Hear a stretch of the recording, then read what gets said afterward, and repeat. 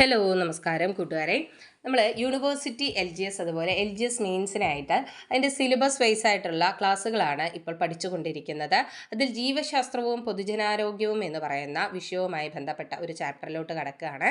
7ാം ക്ലാസ്സിലെ 6ാമത്തെ പാഠം നിർമ്മലമായ പ്രകൃതിക്കായി. പൊതുജനാരോഗ്യം എന്ന് പറയുന്ന പോർഷനിൽ വരുന്ന ഒരു ചാപ്റ്ററാണ് നിർമ്മലമായ പ്രകൃതിക്കായി. ഓക്കെ, നമുക്ക് ചാപ്റ്ററിലോട്ട് കടക്കാം. മണ്ണിലെ ജലാംശത്തിൽ വ്യത്യാസമുണ്ടാവാൻ കാരണമായ ഘടകങ്ങളാണ് ജലലഭ്യത, ബാഷ്പീകരണ നിരക്കിലെ വ്യത്യാസം, ജലം സംഭരിച്ചു വയ്ക്കാനുള്ള ശേഷിയിലെ വ്യത്യാസം, ജൈവാംശത്തിന്റെ അളവിലെ വ്യത്യാസം. മണ്ണിലെ ജലാംശത്തിൽ വ്യത്യാസമുണ്ടാവാൻ കാരണമായ ഘടകങ്ങൾ ഏതെല്ലാമാണ്?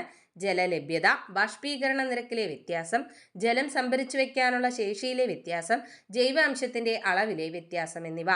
ജൈവാംശം കൂടുതലുള്ള മണ്ണ് തിരിച്ചറിയാൻ ഉപയോഗിക്കുന്ന സംയുക്തമാണ് ഹൈഡ്രജൻ പെറോക്സൈഡ്. ജൈവാംശം കൂടുതലുള്ള മണ്ണ് തിരിച്ചറിയാൻ ഉപയോഗിക്കുന്ന സംയുക്തം ഏതാണ്? Hydrogen peroxide. ജൈവാംശം കൂടുതലുള്ള മണ്ണിൽ ഹൈഡ്രജൻ പെറോക്സൈഡ് വേഗത്തിൽ വിഘടിക്കുന്നു. കൃഷിക്ക് യോജ്യമായ മണ്ണിലെ ഘടകങ്ങളാണ് ജലം 25%, വായു 25%, ധാതുക്കൾ 45%, ജൈവവസ്തുക്കൾ 5%. കൃഷിക്ക് യോജ്യമായ മണ്ണിലെ ഘടകങ്ങൾ ഏതെല്ലാമാണ്? 25% ജലം ഉണ്ടായിരിക്കണം, 25% വായു ഉണ്ടായിരിക്കണം, 45% ധാതുക്കൾ ഉണ്ടായിരിക്കണം, 5% ജൈവവസ്തുക്കൾ ഉണ്ടെങ്കിൽ അവ കൃഷിക്ക് യോജ്യമായ മണ്ണാണ്. കുടിവെള്ളമായി ഉപയോഗിക്കുന്നത് 6.5 മുതൽ 7.5 വരെ pH ഉള്ള വെള്ളമാണ്. അപ്പോൾ വളരെ ഇമ്പോർട്ടൻ്റ് ആണ്. കുടിവെള്ളമായി ഉപയോഗിക്കുന്നത് 6.5 മുതൽ 7.5 വരെ pH ഉള്ള വെള്ളമാണ്. ഡയേറിയ രോഗത്തിന് കാരണം ജലത്തിലെ കോളി ബാക്ടീരിയ. ഡയേറിയ എന്ന് പറയുന്ന രോഗത്തിന് കാരണം എന്ത്? ജലത്തിലെ കോളി ബാക്ടീരിയ. എന്താണ് കോളി ബാക്ടീരിയ? ജലത്തിലൂടെ പകരുന്ന രോഗങ്ങളാണ് ടൈഫോയിഡ്, കോളറ, ഡിസെൻട്രി, മഞ്ഞപ്പിത്തം, ഡയറിയ. ജലത്തിലൂടെ പകരുന്ന രോഗങ്ങൾ ടൈഫോയിഡ്, കോളറ, ഡിസെൻട്രി, മഞ്ഞപ്പിത്തം, ഡയറിയ എന്നിവ ജലത്തിലൂടെ പകരുന്ന രോഗങ്ങളാണ്. ഓക്കെ, ഒന്ന് റിവൈസ് ചെയ്താലോ? മണ്ണിലെ ജലാംശത്തിൽ വ്യത്യാസമുണ്ടാവാൻ കാരണമായ ഘടകങ്ങൾ ജലലഭ്യത, ബാഷ്പീകരണ നിരക്കിലെ വ്യത്യാസം, ജലം സംഭരിച്ചു വയ്ക്കാനുള്ള ശേഷിയിലെ വ്യത്യാസം, ജൈവാംശത്തിന്റെ അളവിലെ വ്യത്യാസം. ജൈവാംശം കൂടുതലുള്ള മണ്ണ് തിരിച്ചറിയാൻ ഉപയോഗിക്കുന്ന സംയുക്തമാണ് ഹൈഡ്രജൻ പെറോക്സൈഡ്. എന്തുകൊണ്ടാണ്? ഹൈഡ്രജൻ പെറോക്സൈഡ് മണ്ണിൽ എളുപ്പത്തിൽ വിഘടിക്കുന്നു. കൃഷിക്ക് യോജ്യമായ മണ്ണിലെ ഘടകങ്ങൾ ഏതെല്ലാമാണ്? 25% ജലം, 25% വായു, 45% ധാതുക്കൾ, 5% ജൈവവസ്തുക്കൾ. കുടിവെള്ളമായി ഉപയോഗിക്കുന്നത് 6.5നും 7.5നും ഇടയിലുള്ള pH ഉള്ള വെള്ളമാണ്. 6.5 മുതൽ 7.5 വരെ pH ഉള്ള വെള്ളമാണ് കുടിവെള്ളമായി ഉപയോഗിക്കുന്നത്. ഡയേറിയ രോഗത്തിന് കാരണം ജലത്തിലെ കോളി ബാക്ടീരിയ. ഏതാണ്? കോളി ബാക്ടീരിയ. ജലത്തിലൂടെ പകരുന്ന രോഗങ്ങളാണ് ടൈഫോയിഡ്, കോളറ, ഡിസെൻട്രി, മഞ്ഞപ്പിത്തം, ഡയേറിയ എന്നിവ. ടൈഫോയിഡ്, കോളറ, ഡിസെൻട്രി, മഞ്ഞപ്പിത്തം, ഡയേറിയ എന്നിവ ജലത്തിലൂടെ പകരുന്ന രോഗങ്ങളാണ്. അടുത്തത് ജലശുദ്ധീകരണത്തിന്റെ ഘട്ടങ്ങൾ ഏതെല്ലാമാണെന്നാണ് തന്നിരിക്കുന്നത്. ജലശുദ്ധീകരണത്തിന്റെ ഘട്ടങ്ങൾ: 1 എയറേഷൻ, 2 കൊയാഗുലേഷൻ, 3 ക്ലാരിഫ്ലൊക്കുലേഷൻ, 4 ഫിൽറ്ററേഷൻ, 5 ക്ലോറിനേഷൻ, 6 സംഭരണം. അപ്പോൾ ജലശുദ്ധീകരണത്തിന്റെ ഘട്ടങ്ങൾ എയറേഷൻ, കൊയാഗുലേഷൻ, ക്ലാരിഫ്ലൊക്കുലേഷൻ, ഫിൽറ്ററേഷൻ, ക്ലോറിനേഷൻ, സംഭരണം. ജലം വായുവുമായി കലർത്തുന്ന പ്രവർത്തനമാണ് എയറേഷൻ. എന്താണ് അപ്പോൾ എയറേഷൻ? ജലം വായുവുമായി കലർത്തുന്ന പ്രവർത്തനമാണ് എയറേഷൻ. ജലത്തിൽ കലർന്നു കിടക്കുന്ന ഖരപദാർത്ഥങ്ങളെ അടിയിക്കുന്നതിനായി ആലം ചേർക്കുന്ന ഘട്ടമാണ് കൊയാഗുലേഷൻ. ജലത്തിൽ കലർന്നു കിടക്കുന്ന ഖരപദാർത്ഥങ്ങളെ അടിയിക്കുന്നതിനായി ആലം ചേർക്കുന്ന ഘട്ടമാണ് കൊയാഗുലേഷൻ. ആലം ചേർക്കുമ്പോൾ ജലത്തിന്റെ pH മൂല്യം കുറയുന്നു. മാലിന്യങ്ങൾ അടിഞ്ഞ ശേഷം തെളിഞ്ഞ വെള്ളം ഫിൽറ്ററിലേക്ക് വിടുന്ന ഘട്ടമാണ് ക്ലാരിഫ്ലൊക്കുലേഷൻ. എന്താണ് ക്ലാരിഫ്ലൊക്കുലേഷൻ? മാലിന്യങ്ങൾ അടിഞ്ഞ ശേഷം തെളിഞ്ഞ വെള്ളം ഫിൽറ്ററിലേക്ക് വിടുന്ന ഘട്ടമാണ് ക്ലാരിഫ്ലൊക്കുലേഷൻ. വാട്ടർ പ്യൂരിഫയറുകളിൽ ക്ലോറിനേഷൻ നടത്തുന്നതിന് പകരം ഉപയോഗിക്കുന്ന രശ്മികളാണ് അൾട്രാ വയലറ്റ് രശ്മികൾ. വാട്ടർ പ്യൂരിഫയറുകളിൽ ക്ലോറിനേഷൻ നടത്തുന്നതിന് പകരം ഉപയോഗിക്കുന്ന രശ്മികളാണ് അൾട്രാവയലറ്റ് രശ്മികൾ. അന്തരീക്ഷ വായുവിലെ ഘടകങ്ങൾ ഏതെല്ലാമാണ്? Nitrogen 78%, oxygen 20.9%, carbon dioxide 0.03%, മറ്റുള്ളവ 1.07%. അപ്പോൾ ഇത് വൃത്തിയായിട്ട് പഠിച്ചിരിക്കുക. ഇത് നമ്മൾ ചെറിയ ക്ലാസ് മുതൽ പഠിക്കുന്നതാണ് എങ്കിലും ഓർത്തിരിക്കുക. നൈട്രജൻ അന്തരീക്ഷ വായുവിലെ ഘടകങ്ങൾ: nitrogen 78%, oxygen 20.9%, carbon dioxide 0.03%, മറ്റുള്ളവ 1.07%.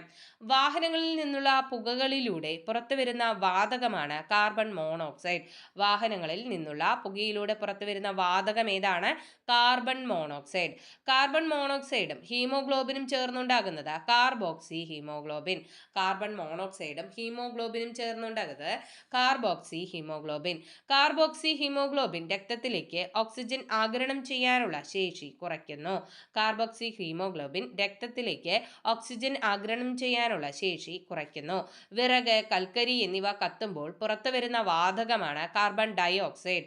വിറക്, കൽക്കരി എന്നിവ കത്തുമ്പോൾ പുറത്തുവരുന്ന വാതകമാണ് കാർബൺ ഡൈ ഓക്സൈഡ്. ആഗോള താപനത്തിന് കാരണമാകുന്ന വാതകത്തിന് ഉദാഹരണമാണ് കാർബൺ ഡൈ ഓക്സൈഡ്. ആഗോള താപനത്തിന് കാരണമാകുന്ന വാതകത്തിന് ഉദാഹരണം ഏതാണ്? Carbon dioxide. കണ്ണിന് അസ്വസ്ഥത, ശ്വാസകോശ അർബുദം, ആസ്മ എന്നിവയ്ക്ക് കാരണമാകുന്ന വാതകമാണ് സൾഫർ ഡൈ ഓക്സൈഡ്. എന്താണ്? കണ്ണിന് അസ്വസ്ഥത, ശ്വാസകോശ അർബുദം, ആസ്മ എന്നിവയ്ക്ക് കാരണമാകുന്ന വാതകം ഏതാണ്? Sulphur dye oxide. അമ്ലമഴയ്ക്ക് കാരണമാകുന്നത് നൈട്രജന്റെ ഓക്സൈഡുകളും സൾഫർ ഡൈ ഓക്സൈഡുമാണ്. അമ്ലമഴയ്ക്ക് കാരണമാകുന്നത് നൈട്രജന്റെ ഓക്സൈഡുകളും സൾഫർ ഡൈ ഓക്സൈഡുമാണ്. ഓക്കെ, ഒന്ന് റിവൈസ് ചെയ്യാം. വളരെ കുഞ്ഞു ചാപ്റ്ററാണ്, അതുകൊണ്ട് തന്നെ നന്നായിട്ട് പഠിച്ചിരിക്കാനായിട്ട് ശ്രമിക്കുക. ഓരോ പോയിന്റും വൃത്തിയായിട്ട് പഠിക്കുക. നോക്കാം. ജലശുദ്ധീകരണത്തിൻ്റെ ഘട്ടങ്ങൾ: 1. Aeration, 2. Coagulation, 3. Clarification, filtration, chlorination, സംഭരണം. ജലം വായുവുമായി കലർത്തുന്ന പ്രവർത്തനമാണ് എയറേഷൻ. ജലം വായുവുമായി കലർത്തുന്ന പ്രവർത്തനം എയറേഷൻ. ജലത്തിൽ കലർന്നു പിടിക്കുന്ന ഖരപദാർത്ഥങ്ങളെ അടിയിക്കുന്നതിനായി ആലം ചേർക്കുന്ന ഘട്ടമാണ് കൊയാഗുലേഷൻ. അപ്പോൾ രണ്ടാമത്തെ ഘട്ടം കൊയാഗുലേഷനിൽ ആലം ചേർക്കുന്നു. ജലത്തിൽ കലർന്നു കിടക്കുന്ന ഖരപദാർത്ഥങ്ങളെ അടിയിക്കുന്നതിനായി ആലം ചേർക്കുന്ന ഘട്ടം കൊയാഗുലേഷൻ. ആലം ചേർക്കുമ്പോൾ ജലത്തിന്റെ pH മൂല്യം കുറയുന്നു. മാലിന്യങ്ങൾ അടിഞ്ഞ ശേഷം തെളിഞ്ഞ വെള്ളം ഫിൽറ്ററിലേക്ക് വിടുന്ന ഘട്ടമാണ് ക്ലാരിഫ്ലോക്കുലേഷൻ. മാലിന്യങ്ങൾ അടിഞ്ഞ ശേഷം തെളിഞ്ഞ വെള്ളം ഫിൽറ്ററിലേക്ക് വിടുന്ന ഘട്ടം ക്ലാരിഫ്ലോക്കുലേഷൻ. വാട്ടർ പ്യൂരിഫയറുകളിൽ ക്ലോറിനേഷൻ നടത്തുന്നതിന് പകരം ഉപയോഗിക്കുന്ന രശ്മികളാണ് അൾട്രാവയലറ്റ് രശ്മികൾ. അത് ഓർത്തിരിക്കുക. അൾട്രാവയലറ്റ് രശ്മികൾ എന്താണ് ചെയ്യുന്നത്? വാട്ടർ പ്യൂരിഫൈ ചെയ്യാനായിട്ട് യൂസ് ചെയ്യുന്ന രശ്മികളാണ് എന്ത്? അൾട്രാവയലറ്റ് രശ്മികൾ. നമ്മൾ സാധാരണ ക്ലോറിനേഷനാണ് നടത്തുന്നത്. അപ്പോൾ ക്ലോറിനേഷന് പകരം ഉള്ള ഒരു സംവിധാനമാണ് എന്ത്? അൾട്രാവയലറ്റ് രശ്മികളെ കടത്തിവിടുക എന്നുള്ളത്. അന്തരീക്ഷ വായുവിലെ ഘടകങ്ങൾ ഏതെല്ലാമാണ്? Nitrogen 78%, oxygen 20.9%, carbon dioxide 0.03%, മറ്റുള്ളവ 1.07%. വാഹനങ്ങളിൽ നിന്നുള്ള പുകയിലൂടെ പുറത്തുവരുന്ന വാതകമാണ് കാർബൺ മോണോക്സൈഡ്. വാഹനങ്ങളിൽ നിന്ന് പുറത്തുവരുന്ന വാതകം ഏതാണ്? Carbon monoxide.